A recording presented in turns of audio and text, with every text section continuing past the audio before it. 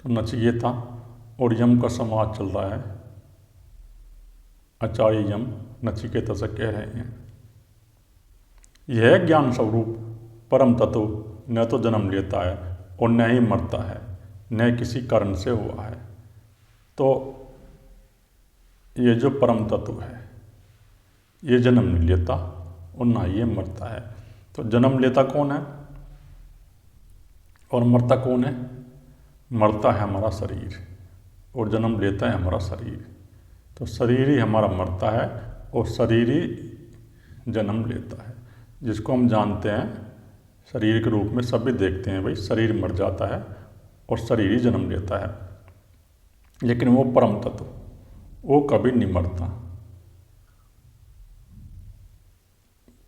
वो सदा ऐसा था और ऐसा ही है और ऐसा ही रहता है। ना वो जन्म लेता और ना ही वो मरता।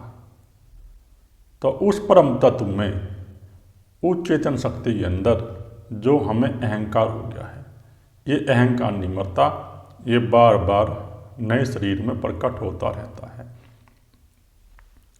तो सभी मनुष्य का शरीर मरता है, लेकिन जो ज्ञानी मनुष्य है, जो उस तत्व का अनुभव कर लेगा, तो वो अपने अहंकार को मार देगा। और जो अपने अहंकार को मार देगा तो फिर वह परम तत्व परमात्मा में विलीन हो जाएगा। फिर उसका अहंकार कहीं प्रकट नहीं हो गया, वो उस अस्तित्व में विलीन हो जाएगा। तो इसलिए कह रहे हैं आचार्य यम कि वो जो परम तत्व है वो कभी मरता नहीं है और ना ही प्रकट होता। तो इसका कहने का अर्थ ये है, हमारा अहंकार ही प्रकट होता है और अहंकार ही नए नए शरीर धारण करता है। तो इसलिए जिसने अपने अंदर उस तत्व को प्रकट कर लिया है, अपने इस अहंकार को नष्ट कर दिया है, तो उस अस्तित्व में वह विलीन हो जाएगा।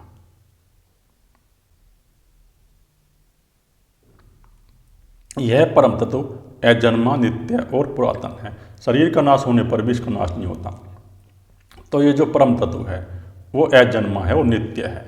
नित्य का अर्थ है जो कभी नष्ट नहीं होता, जो जैसा था वैसा ही रहता है। तो वो जो परम पिता परमात्मा है वो कभी नष्ट नहीं होता, वो एक सा है और ऐसा ही रहता है। और शरीर का नाश होने पर भी वो नहीं मरता। शरीर मर जाता लेकिन वो नहीं मरता।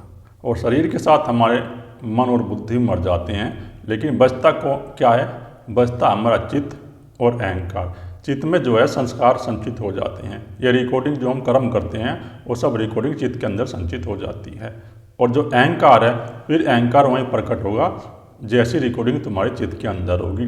जिस प्रकार तुम्हारे चित्त के अंदर संस्कार होंगे, अगर तुम्हारे चित्त के अंदर तमोगुण की तरंगें बढ़ी हुई हैं, संस्कार हैं, तो वो तमोगुण के शरीर में प्रकट होगा तुम्हारा अहंकार।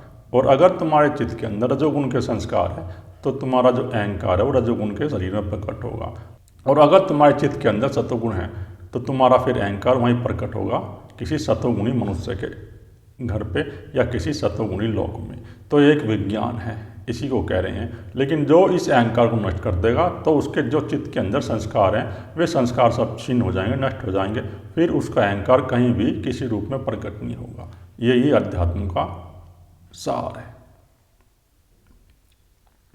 यदि मारने वाला उसे मारा जाने वाला समझता है और मारा जाने वाला उसे मारा हुआ समझता है, तो वे दोनों ही उसे नहीं जानते। यह आत्मा ने मारता है और नहीं मारा जाता है।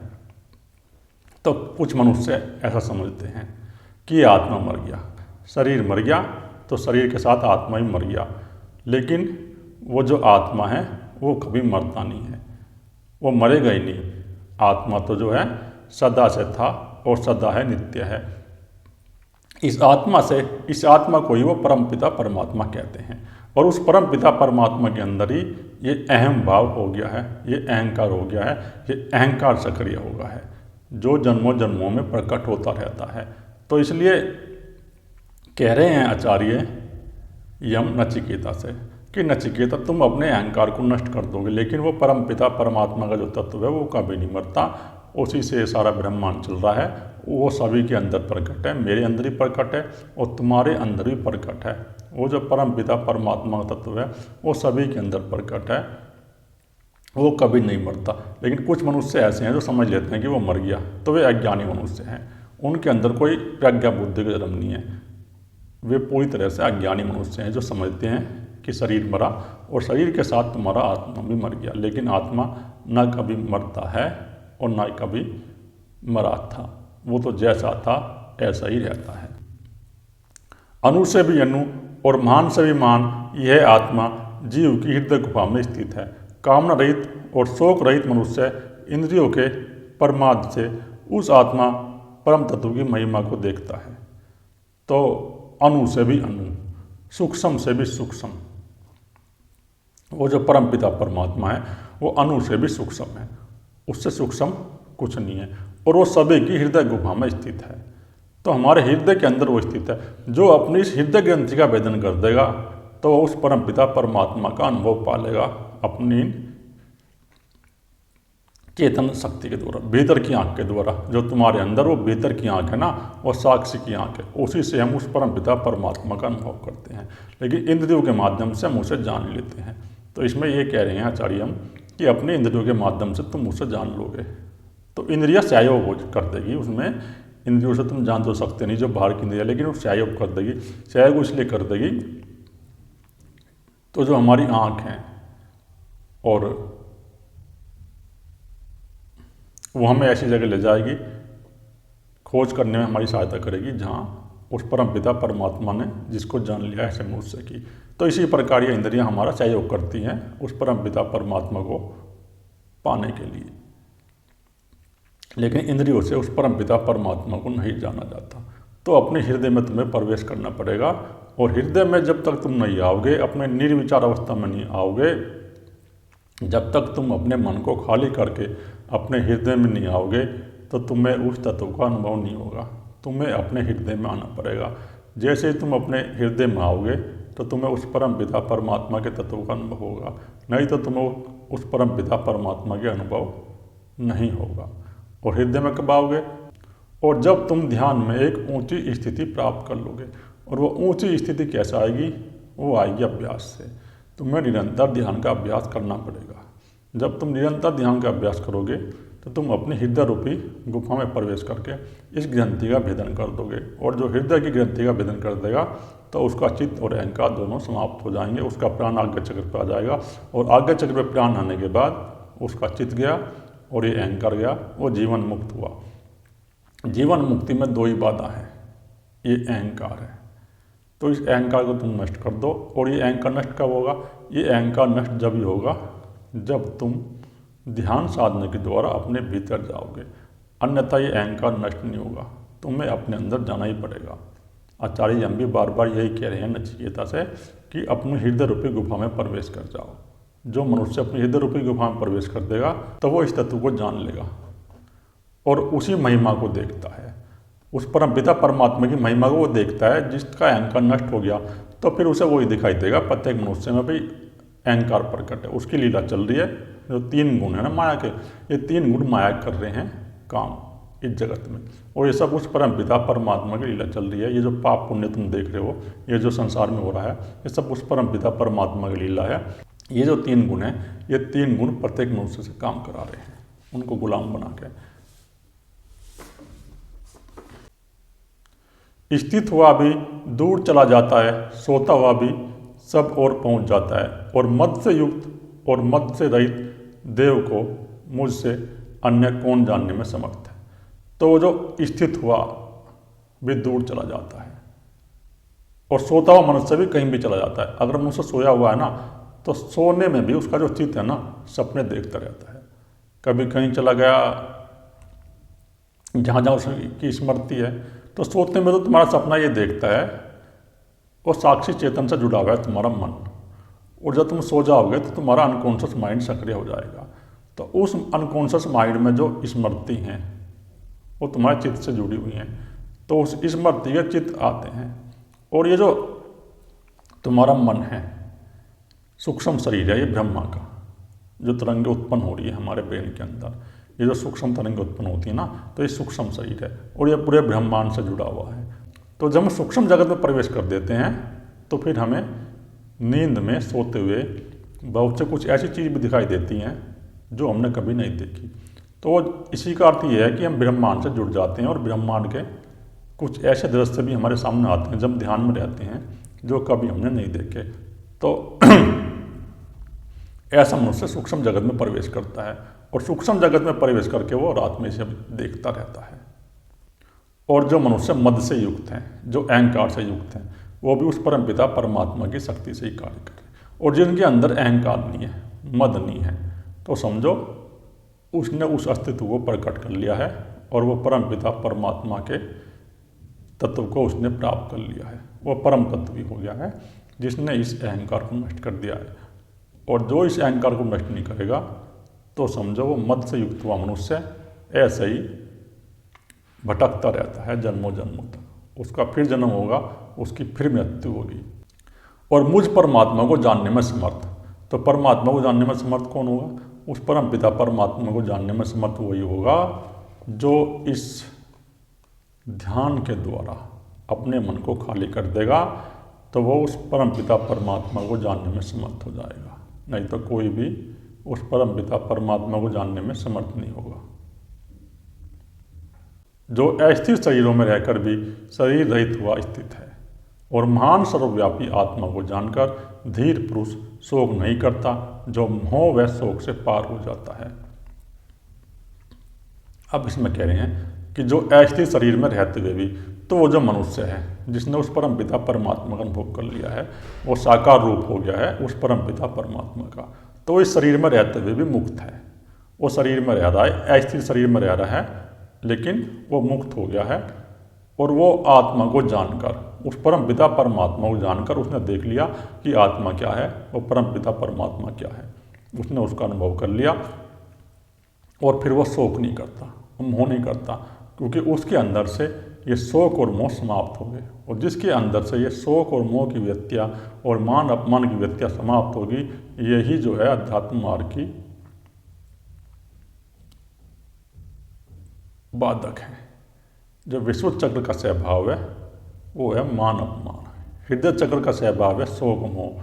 तो जो हृदय चक्र को भी पार कर गया, विशुद्ध चक्र को भी पार कर गया, तो समझो वो आगे चक्र पर आ गया। और जो आगे चक्र पर आ गया तो वो जीवन मुक्त हो गया, उसका अहंकार नष्ट हो गया। इस सूत्र में यही कह रहे हैं आचार्य।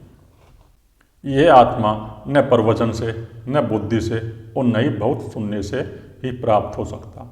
तो ये जो आत्मा है, इसका अनुभव तुम किसी के प्रवचन सुन के भी नहीं कर सकते और न ही बुद्धि से कर सकते। ये तो जब भी तुम इसको तुम जान सकते हो जब तुम्हारे चित्त के अंदर से सारे संस्कार छीन हो जाएंगे।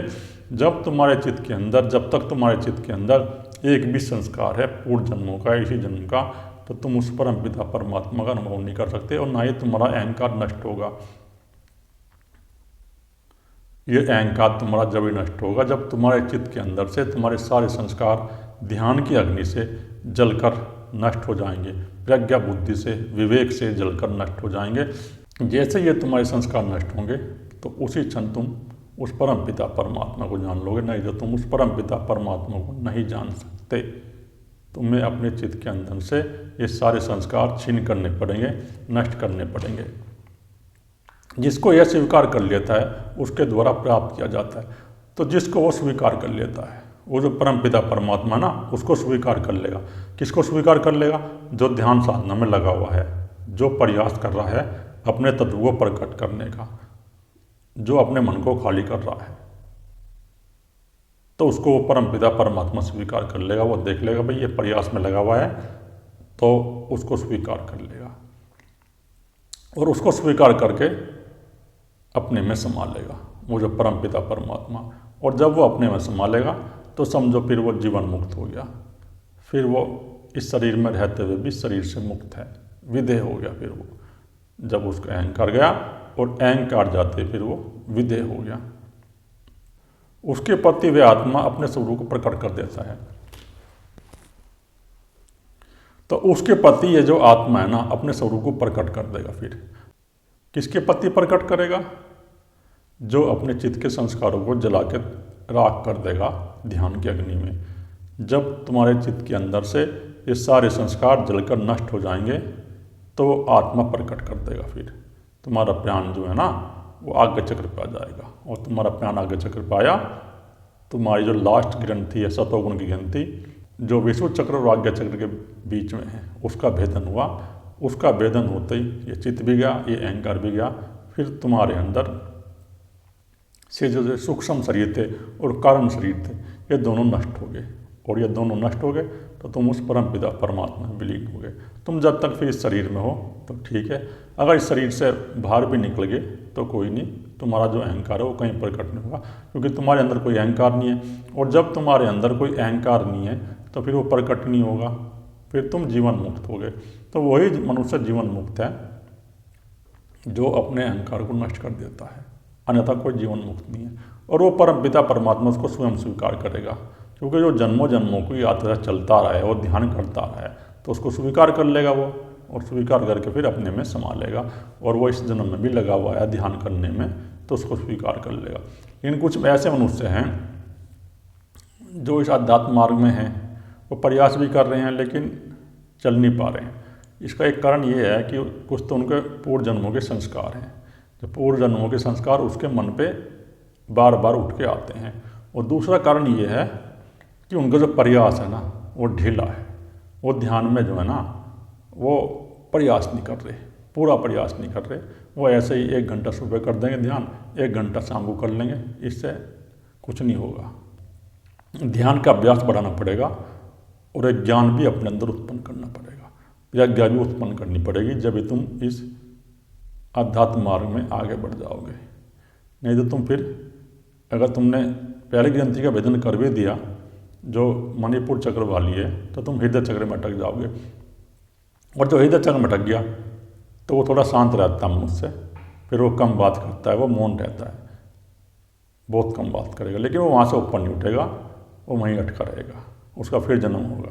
अगर वो ध्यान नहीं करेगा, एक प्रज्ञा बुद्धि उत्पन्न नहीं करेगा तो वहीं अटक जाएगा, फिर वो शोक मोह में ही अटक जाएगा। शोक और मोह हृदय चक्र का स्वभाव है, वो इस चक्र में जाएगा। तो ध्यान तो तुम्हें करना ही पड़ेगा। जो दुष्चरित्र से निर्वृत्त नहीं हुआ, जिसका चित्त शांत व समाहित नहीं है तथा जिसका मन अशांत है, वह प्रज्ञामान होने पर भी इसे प्राप्त नहीं कर सकता। तो अब इसमें ऋषि ने कितनी बड़ी बात कह दी नचिकेता से यम ने, कि जिसका चित्त शांत नहीं है, जिसने बुद्धि में ज्ञान तो ज्ञान कर लिया है लेकिन चित्त उसका शांत नहीं है, और ना ही और वह दुष्चरित्र है, वो दुष्ट प्रकृति का आदमी है और शोक और मोह उसके अंदर है, तो वो उस परम पिता परमात्मा का अनुभव नहीं करेगा, क्योंकि उसका मन अशांत है। और जिसका मन अशांत है वो उस परम पिता परमात्मा का अनुभव नहीं कर सकता, वो यहीं अटका रहेगा, क्योंकि उसके अंदर अभी वो तत्व को प्रकट नहीं कर पाया। थोड़ी प्रज्ञा उसके अंदर है, उसने किताब पढ़ ली है, अध्ययन कर लिया, लेकिन ध्यान नहीं करा। और जो ध्यान नहीं करेगा तो ये किताब तुम्हारे कोई काम नहीं आएगी। किताब भी काम उसी के आएंगे, उपनिषद उसी को काम आएंगे जो उपनिषद कहते हैं वो करेगा। उपनिषद कहते हैं ध्यान करो, तुम अपने मन को खाली करो, अपने चित्त के अंदर से संस्कार छीन करो। जब तुम अपने मन को खाली कर दोगे तो जैसे ही तुम अपने मन के खाली करोगे अपने विचारों से, तो तुरंत ही तुम्हारी शक्ति जो है ना वो चित्त के अंदर से संस्कार निकालना शुरू करेगी। और जैसे ही तुम्हारे चित्त के अंदर संस्कार निकलने शुरू होंगे तो धीरे धीरे तुम इस अध्यात्म मार्ग में बढ़ते चले जाओगे। तो इसलिए जो है ना साधक पर कष्ट आते हैं, वो कष्ट इसलिए आते हैं क्योंकि वो अपने जन्मों जन्मों के संस्कारों को छीन करता है। और जो मनुष्य जन्मों जन्मों के संस्कारों को छीन करेगा तो उसे थोड़े कष्ट तो झेलने पड़ेंगे, नहीं तो वो इस अध्यात्म मार्ग में आगे नहीं बढ़ पाएगा, वो ऐसा ही रहेगा। जिसके ब्राह्मण और क्षत्रिय आदि सभी भोजन हैं, यह मृत्यु भी जिसके लिए साक आदि है, वह जहाँ है जैसा है उसे कौन जान सकता है। तो जिसके ब्राह्मण और क्षत्रिय सभी भोजन है, तो इसका कहने का अर्थ यह है कि वो जो मृत्यु है, वो जो काल है, उसी का सब भोजन बन जाते हैं। चाहे कोई ब्राह्मण हो, ब्रह्म को जानने वाला हो, भाई जो ब्रह्म को जिसने जान लिया है उसका शरीर भी नष्ट होगा, चलो ठीक है, उसने अपना अहंकार नष्ट कर दिया, वो प्रकट तो होगा नहीं, लेकिन शरीर उसका नष्ट हो जाएगा यहीं। और जो क्षत्रिय हैं, जो योद्धा हैं, उनका भी शरीर नष्ट होगा, और जो वैश्य हैं उनका भी शरीर नष्ट होगा। तो किसी भी प्रकार का मनुष्य है, चाहे वो कैसा ही है, किसी के अंदर कैसे गुण विद्वान है, ये गुणों के आधार पर जो है ना वर्ण व्यवस्था की रचना थी। तो जिसके अंदर जैसे भी गुण है वो सभी को खाएगा काल, तो काल किसी को नहीं छोड़ता। तो इसलिए हम कह रहे हैं कि वो जो मृत्यु है ना वो सभी को नष्ट करती है। वो प्रकृति जो है प्रकट होती रहती है, क्योंकि जो प्रकृति में शरीर है ना, जितने भी शरीर हैं, चाहे किसी जीव जंतु का शरीर हो, चाहे किसी मनुष्य का शरीर हो, चाहे वृक्ष हो, जो कुछ भी इस प्रकृति में है, तो वो आया कहाँ से है? वो आया है इन 5 तत्वों से, पृथ्वी, जल, अग्नि, वायु, आकाश। इन 5 तत्वों के मिलने पर हमारे शरीर की रचना होती है और इस प्रकृति में जो कुछ भी है उसकी रचना होती है। तो ये तत्व अपने आप ही विलीन हो जाते हैं और इनसे ही सब निकलते रहते हैं। हमारा शरीर मरा, 5 तत्वों में विलीन होगा, फिर 5 तत्वों शरीर निकलेगा, फिर 5 तत्वों में विलीन हो जाएगा। तो इस प्रकार ये खेल चलता रहता है, ये विलीन होते रहते हैं। और वो जो काल है, उस काल के घेरे में सभी समाएंगे, किसी का शक नहीं बचेगा यहाँ। चाहे कोई कितना ही बड़ा योगी हो, चाहे कोई कितना ही बड़ा सत्पुरुष हो, उसका शरीर भी नष्ट होगा, शरीर किसी का नहीं बचेगा। क्योंकि शरीर तो 5 तत्वों का मामला है, और जो 5 तत्वों का मामला है वो तो 5 तत्वों में विलीन होगा, उसका कुछ नहीं होगा। लेकिन इस शरीर के माध्यम से तुम उस तत्व को जान सकते हो।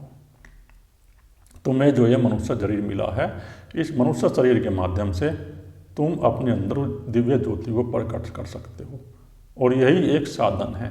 बाकी किसी योनि में इस तत्व को प्रकट करने का कोई साधन नहीं है।